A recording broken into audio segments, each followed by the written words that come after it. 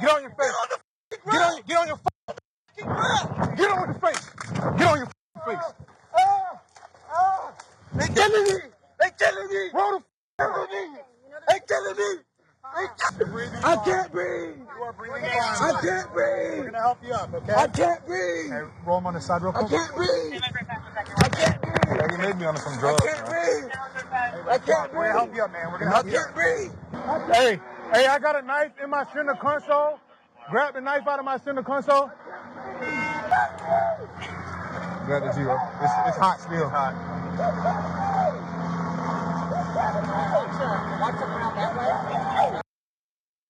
Police down in Florida, body cam footage of them apprehending a suspect in this multiple shootings that went down over damn near half a day down in the Orlando area.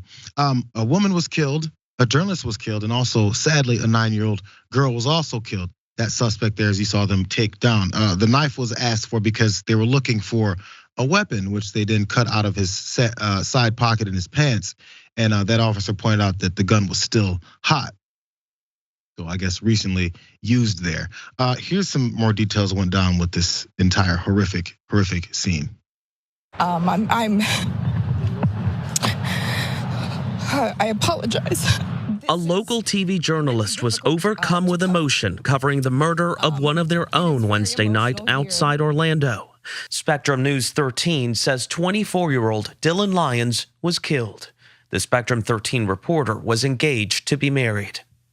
The deadly rampage began near a crime scene where a woman was found shot in her car earlier in the day in the Pine Hills neighborhood. Police say for unknown reasons, the suspect returned to the scene. Deputies located 2 men who had been shot in or near a vehicle. They are a News 13 reporter and photographer who were on the scene to cover the homicide from this morning.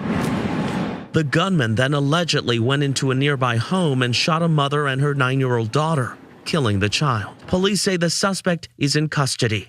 He's a 19-year-old with a lengthy criminal background. This is every reporter's absolutely worst nightmare. We go home at night afraid that something like this will occur. So as they point out, the Spectrum 13 reporter was killed reporting on the scene that happened with it. Originally, he shot a woman in the back as he was sitting in the back of a car. But there was actually, they point out the reporter was killed, but also his cameraman was wounded. He luckily survived, but also had details of what he experienced. Watch.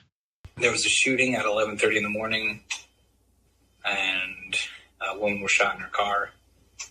So we rolled out there to go to a live shot at 4 o'clock. The crime scene had already wrapped up, so we had no real clue where the car was previously.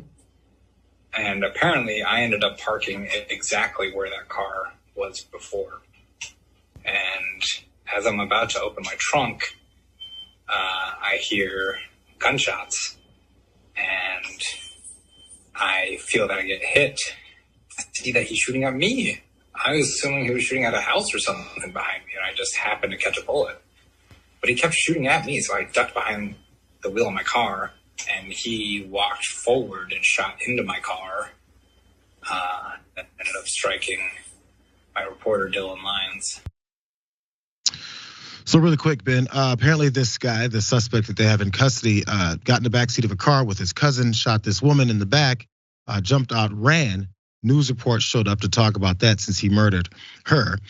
They show up, there's when the Spectrum 13 reporter and that cameraman were then shot, which he then fled and went to another house where he shot a mother and her daughter. That's when the 9-year-old girl was killed. Again, all allegedly, since he hasn't been convicted yet.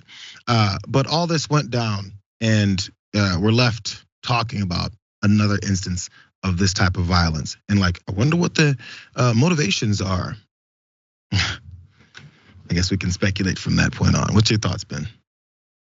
But guns aren't an issue in America. There's no problem. Man with a lengthy criminal history, he's got a gun, no problem at all.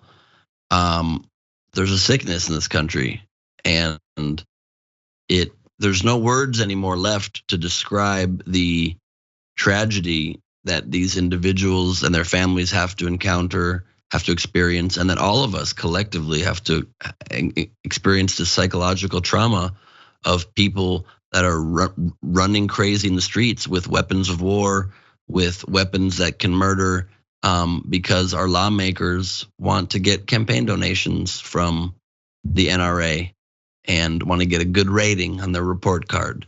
It's pitiful, it's disgusting, and the blood is on the hands of lawmakers that refuse to do anything. And they'll keep doing it. It's happened as every time it happens. I was like, so we're gonna figure out the next one. By the way, there was one the young congressman, Maxwell Frost, who tweeted about this, and he got some pushback, of course, about what you could probably imagine. He got pushback on this particular instance because he was thinking the same thing. He said, my heart aches for my community and district, a 9-year-old. We've had more mass shootings than days in this year so far. We're paying attention to the incoming details, but this does not have to be our reality. I'm devastated. To which some people then point out, hey, it's a black guy though. That's a black guy who started shooting. So where are you at now? He's talking about the same problem that we talk about in these other instances. But if you want to bring up the fact that he was black, why is it that it's a problem that he was black? What is it you're trying to say? Are you trying to say that if it was a white guy, you wouldn't care? So now you care because it's a black guy? Again, with a gun, again, murdering people. You know, he murdered a Latino news reporter. He murdered a black young girl. I'm not sure the identity of the first woman that he attacked, but he just seemed to be shooting. So is it that you're saying there's some kind of a black supremacy problem in the country? Or maybe that our laws and everything, and maybe the way that people talk online and then pundits rile up a bunch of black folks to want to go start killing random people because, you know, they've always been in control, and now as people are starting to get more rights, they're mad about it? Because that's why people bring up white supremacists when they go murder 10 people in the grocery store and he openly says, I'm killing them because they're black. That might be why we bring up the fact that that guy was white. But in this case, what is the reason you bring up that he's black? So that you can continue the demonization, and anytime police officers or someone else goes on a rogue rampage and starts killing black folks, you go, see, it's because they're all violent.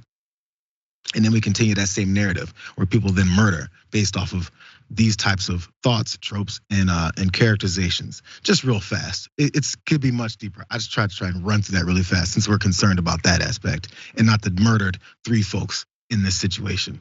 Damn it, it's 40 after the hour. Let's go to this next clip there, Ben. As you know, Ben, you have one more thought? I just wanted to say the only people that see things through the prism of race in this country are the racist right. That's what they need to be called, is the racist right. Because like you said, people of good conscience can mention race when it's applicable to the story, when it's germane to the story. But to bring it up when it's not, it just again shows how these people do not see all humans and all Americans as the same.